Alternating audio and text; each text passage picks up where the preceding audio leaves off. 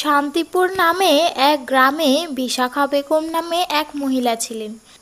তার দুই ছেলে ছিল।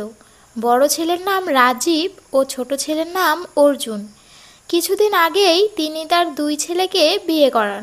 বড় বউয়ের নাম হলো পলা ও ছোট বউয়ের নাম ছিল শিউলি।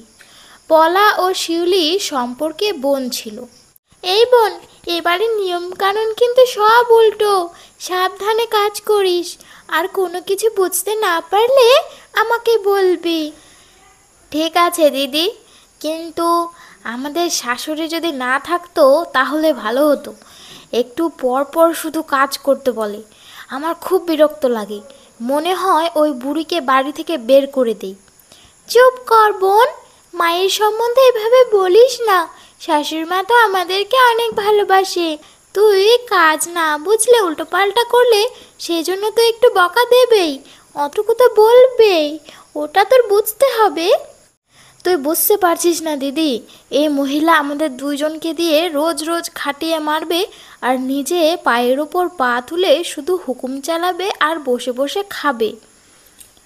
দেখ ছোট, আমাদের এখন বিয়ে হয়েছে, আর এই সংসারে তো তেমন কোনো কাজ নেই। সময় মতো রান্নাটুকু, এইটুকু তো করতেই হবে বল।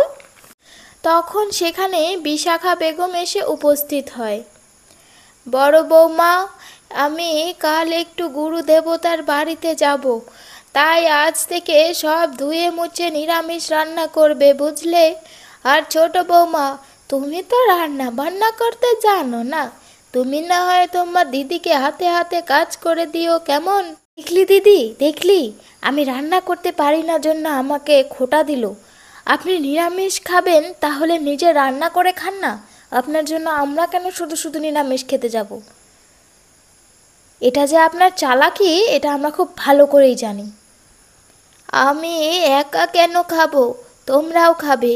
আর কোনো কিছুর উপলক্ষে নিরামিষ খাওয়া তো ভালো। মাত্র 2 দিন খেতে পারবে না? না, পারবো না। আপনার জন্য আমি নিরামিষ খেতে যাব কেন? চুপ কর বোন, 2 দিন নিরামিষ খেলে কি এমন ক্ষতি হবে? এইটুকু ব্যাপার নিয়ে এত ঝামেলা কেন করছিস বল তো? না দিদি, আমি 2 দিন কেন, একদিনও নিরামিষ খেতে পারবো না। ঠিক আছে মা, আপনি চিন্তা করবেন না। আমি আগে বোনের জন্য আমিষ রান্না করে তারপর সব ধুয়ে মুছে তোমাদের জন্য নিরামিষ রান্না করব। আমি এটাই বুঝি না, তোমরা না নিজের বোন, তাহলে এত অমিল কেন? ভাগ্য করে তোমার মতো বৌমা পেয়েছি, যে আমার কথায় ওঠো আর বসো। বাহ বাবা বাবা। কিছুদিন পর শিউলি পাশের বাড়ির এক কাকিমাদের বাড়িতে যায়। ও কাকিমা, কি করছো? অনেক দিন থেকে তুমি আমাদের বাড়িতে যাও না কেন গো? কিছু হয়েছে নাকি? না না, কিছু হয়নি। কদিন থেকে শরীরটা ভালো না, তাই যাই না। তোর শাশুড়ি কি করে রে?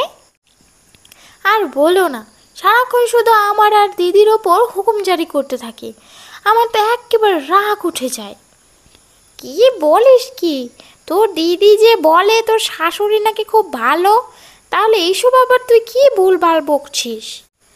ভুলভাল বলছি না গো, আমার দিদি একদম সহজ সরল, সেই জন্য কিচ্ছু বোঝে না। যেটা বলে সেটাই করে, কিন্তু আমি তো সেটা মানবো না।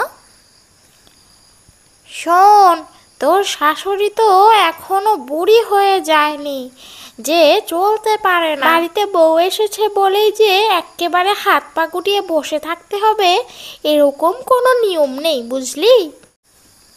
হ্যাঁ গো কাকিমা, সেটাই তো, আমাদেরও মন চায় একটু বসে থাকি, বিশ্রাম নিই, কিন্তু সেই উপায় আর কোথায় বলো তো?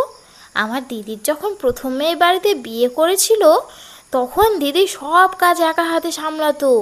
তাই আমার বিয়ের পর আমি তেমন একটা কাজ করতে চাই না, পারলেও করি না। এতদিনে বড় বৌমাকে তো হাতের মুঠোয় এনে ফেলেছিলাম, কিন্তু ছোট বৌমাকে নিয়ে পড়েছি জ্বালায়। আমি কোনো কিছু বললে কেমন তার উল্টো জবাব দিয়ে দেয়। মনে কোনো ভয় নেই।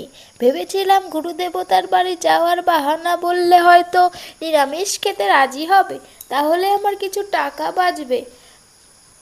সেটা আর পারলাম কই, মিথ্যে বলেও কোনো লাভ হলো না। ও কাকিমা, এখন তাহলে যাই, তুমি বিকেলে আমাদের বাড়ি যেও কেমন? আমাকে যদি আমার শাশুড়ি এখানে দেখেছে তাহলে কত কথাই যে বলবে, ধারণার বাইরে। ঠিক আছে, যা। কিরে বোন, কোথায় গেছিলি? রান্নার সময় হয়ে গেছে, সময় মতো রান্না না হলে কত কথা শুনতে হবে, তুই তো জানিস। নে চল, তাড়াতাড়ি হাতে হাতে কাজগুলো করে দিবি। তুই এত ভীতু কেন দিদি? আমি তো এটাই বুঝি না, আমরা তো আর মেশিন না যে একেবারে ঘড়ির কাঁটা ধরে রান্না করতে হবে। একটু আধটু তো দেরি হতেই পারে, সেই জন্য কত কথা শোনায়। বাবা গো, তুই আজ আমার কথা শোন দিদি। আজ তুই আর আমি গিয়ে মাকে বলবো, মা আমাদের আজকে রান্না করতে ভালো লাগছে না, আজকে তুমি রান্না করো। তারপর দেখ কি বলে। ঠিক আছে, চল। তখন পলা আর শিউলি তার শাশুড়ির ঘরে যায়। মা, রোজ তো আমরা রান্না করি, বিয়ের পর আপনার হাতের রান্না কখনো খাইনি, আজ আপনি রান্না করুন, আমরা সব গুছিয়ে দিচ্ছি। কি বললে? যত বড় মুখ নয় তত বড় কথা। দুই ছেলেকে বিয়ে করিয়েছে কি নিজে রান্না করার জন্য নাকি? ও, বুঝতে পেরেছি। ছোট বৌমার হুজুগে আজ তুমি এত বড় বড় কথা বলছো। যাও, গিয়ে তাড়াতাড়ি রান্না করো, সময় মতো যেন খাবার পাই। মা, আজ আমি বুঝতে পারলাম আপনার মনে কি আছে। এতদিন আমি আপনাকে নিয়ে ভুল ভাবতাম। আমি আর বোন দুজনে একসাথে রান্না করব, আর আপনি আলাদা রান্না করে খাবেন। মানে আমরা আর একসাথে খাবো না, আলাদা খাবো, বুঝতে পেরেছেন? আমার বাড়ির বউ হয়ে এত বড় সাহস বেড়েছে। আজ বাড়িতে আসুক আমার ছেলেরা, ওদের সব বলবো। আপনাকে আর কিছু বলতে হবে না, আপনার ছেলে নিজেই বলে গেছে আলাদা খাওয়ার জন্য। না হলে এত সাহস কোথা থেকে আসলো আমার মধ্যে বলুন তো? এসব তুমি কি বলছো বৌমা? হ্যাঁ মা, ঠিকই বলছি। আমাদেরও আপনার মতো বসে একদিন টিভি দেখতে মন চায়। আমাদেরও শখ বলে কিছু আছে, যেটা আপনি এতদিন ধরে মাটির নিচে চাপা দিয়ে রেখেছেন, বুঝলেন?